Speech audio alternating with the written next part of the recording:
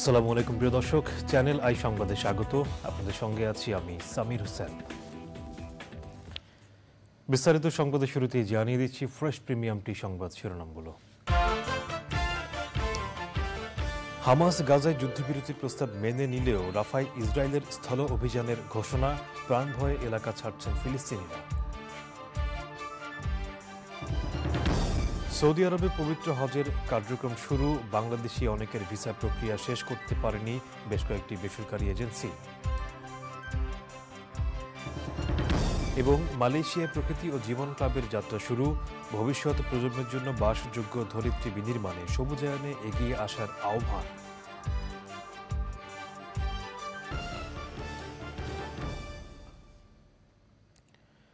সংবাদ শিরোনামগুলো জানাচ্ছিলাম। এখনকার এই সংবাদ আয়োজন একই সঙ্গে চ্যানেল আইয়ের ইউটিউব চ্যানেলে এবং চ্যানেল আইয়ের ওটিটি প্ল্যাটফর্ম আই স্ক্রিনে লাইভ স্ট্রিম হচ্ছে।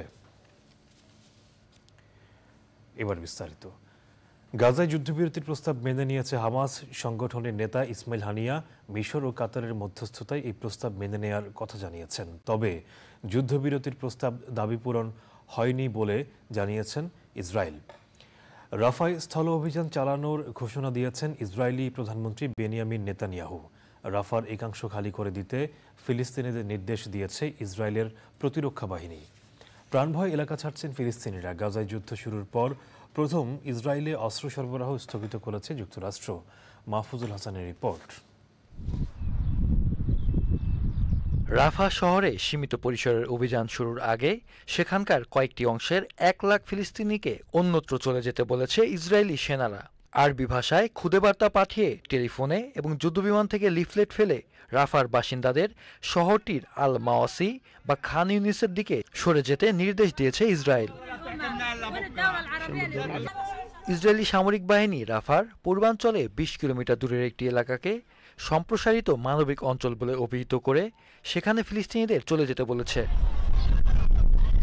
7 মাসের বেশি সময় ধরে চলা যুদ্ধে 10 লাখের বেশি বাস্তুচ্যুত ফিলিস্তিনি রাফায় আশ্রয় নিয়েছেন, যেখানে ইসরায়েলি বাহিনী সামরিক অভিযান শুরু করবে বলে দীর্ঘদিন ধরে হুমকি দিয়ে আসছে।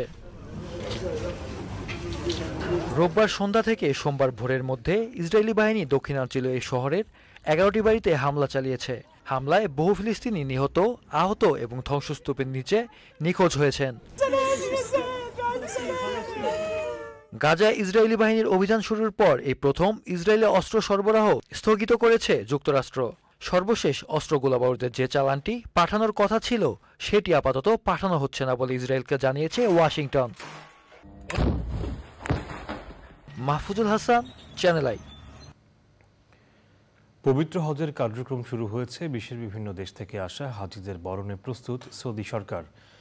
9 মে বাংলাদেশি হাজিদের প্রথম ফ্লাইট শুরু হলেও ভিসা প্রক্রিয়া সম্পন্ন করতে পারেনি বেসরকারি অনেক এজেন্সি। পবিত্র মদিনা থেকে MY আলাউদ্দিনের রিপোর্ট। এবছর পবিত্র হজ পালনের লক্ষ্যে সৌদি আরবে সমবেত হচ্ছেন বিশ্বের বিভিন্ন দেশের হাজিরা। বাংলাদেশি হাজিদের বরণ করে নিতে প্রস্তুত বাংলাদেশ হজ মিশন। মদিনায় সকল প্রস্তুতি সম্পন্ন হয়েছে। এই লক্ষ্যে সরকারের হাজিদের বা অন্যান্য হাজিদের সেবা দেওয়ার জন্য সরকারের পক্ষ থেকে মদিনাতে হজকর্মী নিয়োগ এবং বিভিন্ন কমিটির বা প্রশাসনিক টিম, সহায়তাকারী টিম, টেকনিক্যাল টিম সহ অন্যান্যদের নিয়োগ সম্পন্ন হয়েছে। তবে অনেক বেসরকারি ট্রাভেল এজেন্সি এখনো মক্কা মদিনায় বাড়ি ভাড়া সম্পন্ন করতে পারেনি। মদিনার বাসা ভাড়া কমপ্লিট, আর মক্কারও হয়েছে, 2টা কমপ্লিট হয়েছে। এটা প্যাকেজ অনুযায়ী আরো একটা বাকি আছে। তো গতবারের থেকে এবারের মানে বেঁধে দেওয়ার টাইমটা একটু কাছাকাছি কারণে আমাদের স্ট্রাগলিং একটু বেশি করতে হচ্ছে। সময় মতো বাড়ি ভাড়া করতে না পারার জন্য এজেন্সি মালিকদের দায়ী করেছেন হোটেল ব্যবসায়ীরা। হারাম শরীফের অনেক কাছাকাছি অনেক বাড়িঘর খালি রয়েছে, অনেক হোটেল খালি, কিন্তু তারা নিচ্ছে না।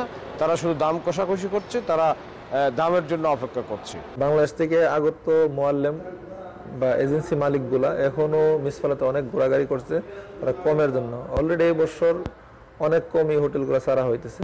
হজ ব্যবস্থাপনায় যে আশঙ্কা তৈরি হয়েছিল তা অনেকটাই উতরে গেছে বলে মনে করছেন সংশ্লিষ্টরা, যদিও বেসরকারি হজ ব্যবস্থাপনার অনেকেই তাদের বাড়ি ভাড়া সম্পন্ন করতে পারেনি। এর মধ্যে 9 মে থেকে শুরু হচ্ছে বাংলাদেশি হাজিদের প্রথম হজ ফ্লাইট। সৌদি আরবের মদিনা থেকে MY আলাউদ্দিন, চ্যানেল আই। ভবিষ্যৎ প্রজন্মের জন্য বাসযোগ্য ধরিত্রী বিনির্মাণে ঐক্যবদ্ধ প্রয়াসের অংশ হিসেবে মালয়েশিয়ার যাত্রা শুরু করেছে প্রকৃতি ও জীবন ক্লাব। গঠন করা হয়েছে 11 সদস্যের কার্যকরী পরিষদ কমিটি। নতুন সদস্যদের শুভেচ্ছা জানিয়ে নতুন পৃথিবী গড়ে তুলতে সবাইকে সবুজায়নে এগিয়ে আসার আহ্বান জানিয়েছেন প্রকৃতি ও জীবন ফাউন্ডেশন চেয়ারম্যান বীর মুক্তিযোদ্ধা মুকিত মজুমদার বাবু। আলিমাল রাজির রিপোর্ট।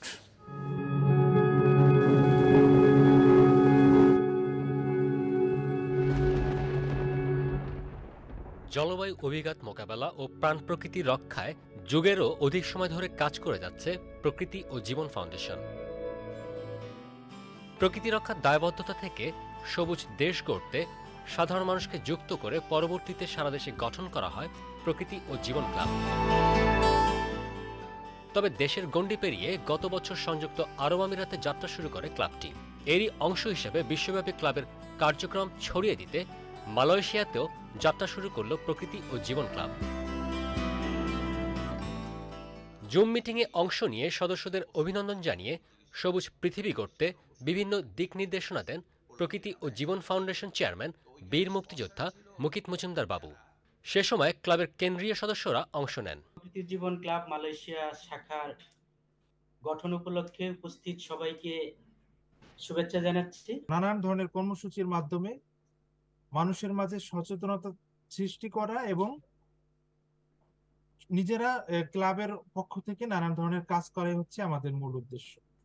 আমরা চেষ্টা করি কিন্তু সব ধরনের জিনিসের মাধ্যমে পরিবেশ প্রকৃতির যে ব্যাপারে যে সচেতনতা, অ্যাওয়ারনেসটা, সেটাকে ছড়িয়ে দেওয়ার, এবং সেটা কিন্তু যত মাধ্যম পারা যায়। এবং শুধু মালয়েশিয়াতে প্রকৃতি ক্লাবই কাজ করবে আর আমরা এখানে কাজ করব তাই না, কিন্তু আমরা কিন্তু একসাথে যৌথভাবেও কিন্তু অনেক কিছু করতে পারবো এবং করতে পারার চেষ্টা করা উচিত আমাদের। এই সেতু বন্ধনটা যেন খুব জোরদার হয় এবং আমাদের পরিধিতে যেন অনেক বড় হয়।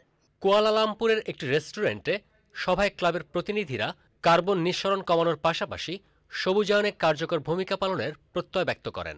প্রকৃতিকে, পরিবেশকে, জলবায়ুকে আমাদের বসবাস উপযোগী করে গড়ে তোলা, পরবর্তী প্রজন্মের জন্য আরো সাস্টেইনেবল করে রাখা, গড়ে তোলা, এটা আমাদের আসলে একটা সংগঠিত একটা কর্তব্য। সেই দায়িত্বের জায়গা থেকে আমরা এখানে একসাথে হয়েছি আজকে সবাই।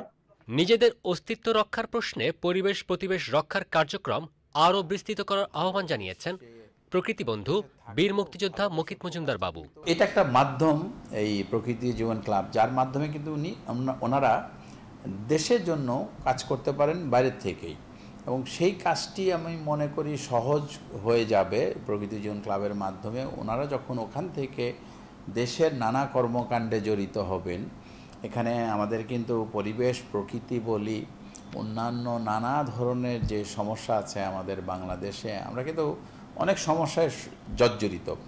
এটা যে শুধু যে ফিজিক্যালি সব করতে হবে তা না, কিন্তু এখানে কিন্তু নলেজ ট্রান্সফারের মাধ্যমেও কিন্তু ওনারা আমাদের অনেক কিছু সাহায্য করতে পারেন। সংগঠন সেটা যতই আমরা বিস্তৃত করতে পারবো বাংলাদেশের বাইরে, আমাদের কিন্তু বাংলাদেশের জন্য ভালো, ক্লাবের জন্য ভালো, এবং আমরা যারা জড়িত আছি বাংলাদেশ এবং বাইরে যারা জড়িত থাকবেন এই ক্লাবে, তারা কিন্তু একটা সেতু বন্ধনের মাধ্যমে কাজগুলোকে এগিয়ে নিয়ে যেতে পারবেন।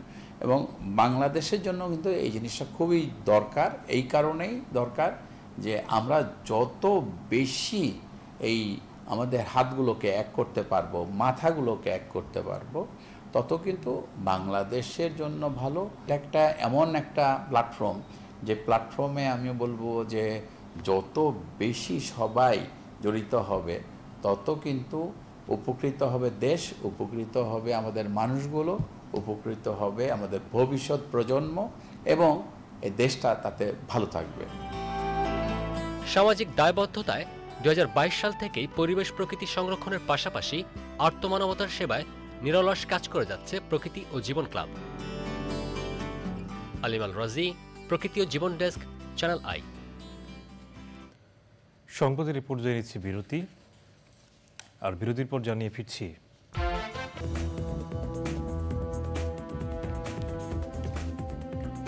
বিরতির পর আবারও আমন্ত্রণ। এবারে নিটল টাটা কৃষি সংবাদ।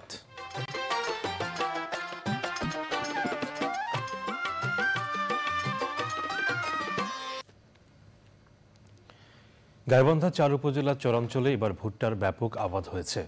চরের অর্থকরী দানাদার ফসল ভুট্টার ভালো ফলনে লাভের আশায় কৃষক, তবে সার, তেল ও সেচ কার্যক্রমের উপকরণের দাম বাড়ায় বেড়েছে উৎপাদন খরচও।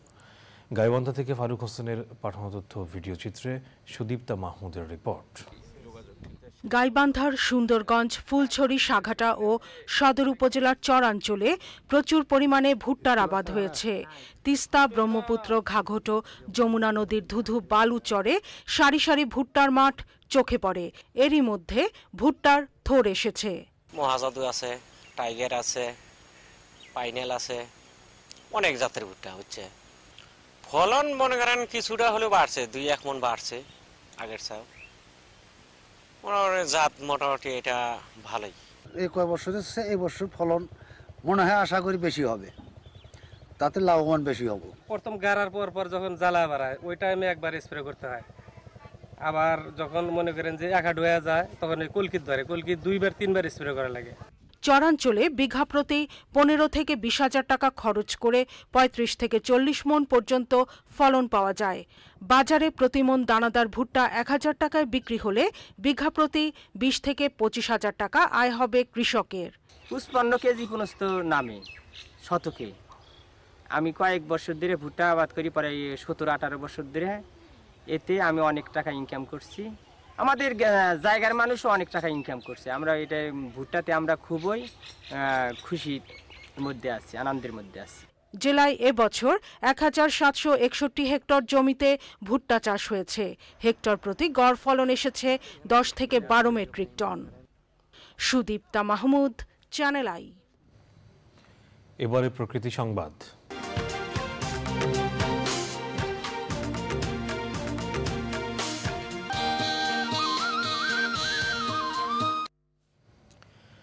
জলবায়ুর অভিঘাত মোকাবেলায় নীলফামারীতে বৃক্ষরোপণ ও পরিচ্ছন্নতা ক্যাম্পেইন হয়েছে। পরিচ্ছন্ন ও বাসযোগ্য পরিবেশ নিশ্চিত করতে শিক্ষার্থীদের মাঝে সচেতনতা সৃষ্টির লক্ষ্যে কর্মসূচি আয়োজন করে ইয়াং বাংলা এবং CRI। সংশ্লিষ্টরা মনে করেন পরিবেশ সংরক্ষণ ও জলবায়ু পরিবর্তন মোকাবেলায় এ ধরনের আয়োজন সহায়ক হবে। আনোয়ারুল আলম প্রধানের তথ্য ভিডিও চিত্রে আলিমাল রাজির report. Keep your environment clean and livable প্রতিপাদ্যে খেরকাটি BL উচ্চ বিদ্যালয়ের শিক্ষার্থীদের নিয়ে প্রকৃতি ও পরিবেশ রক্ষায় সচেতনতামূলক ক্যাম্পেইন। বৃক্ষরোপণের পাশাপাশি পরিচ্ছন্নতা অভিযানে অংশ নেয় শিক্ষার্থীরা। আমরা পরিবেশের ভারসাম্যকে টিকে থাকার জন্য গাছপালা লাগাচ্ছি এবং অন্যদেরকে গাছপালা লাগাতে উৎসাহিত করছি। গাছ লাগিয়ে বৃক্ষরোপণের মাধ্যমে জনগণকে সচেতন করতে চাই। গাছপালা লাগালে আমাদের পৃথিবী অনেক ভারসাম্যের মাঝে ফিরে আসবে, যার ফলে পৃথিবী আবার আগের মতো স্বাভাবিক হতে পারবে। আমরা স্কুলের ছাত্রছাত্রীরা মাঝে মাঝে এরকম ময়লা জায়গা পরিষ্কার করে থাকি, যাতে করে পরিবেশের ভারসাম্য বজায় থাকে। বৈশ্বিক উষ্ণতা কমিয়ে বাসযোগ্য পৃথিবী গড়তেই কাজ করছে পরিবেশবাদী এসব সংগঠন। এই ক্যাম্পেইনের অধীনে আমরা শিক্ষার্থীদের মাঝে পরিবেশ বিষয়ক সচেতনতা বৃদ্ধি, পরিচ্ছন্নতা প্রচার অভিযান এবং র্যালির আয়োজন করেছি। এই উদ্যোগটি আমরা মনে করি যে জলবায়ু পরিবর্তনের যে ঝুঁকি মোকাবেলা এটির জন্য অনেকটা সচেতন করে তুলবে সবাইকে। ভবিষ্যৎ প্রজন্মের মাঝে সচেতনতা সৃষ্টির লক্ষ্যে জলবায়ু পরিবর্তন ও পরিবেশ প্রকৃতি বিষয়গুলো পাঠ্যপুস্তকে অন্তর্ভুক্ত করার আহ্বান পরিবেশবাদীদের। আলিমাল রাজি, প্রকৃতি ও জীবন ডেস্ক, চ্যানেল আই। এবারে খেলার খবর।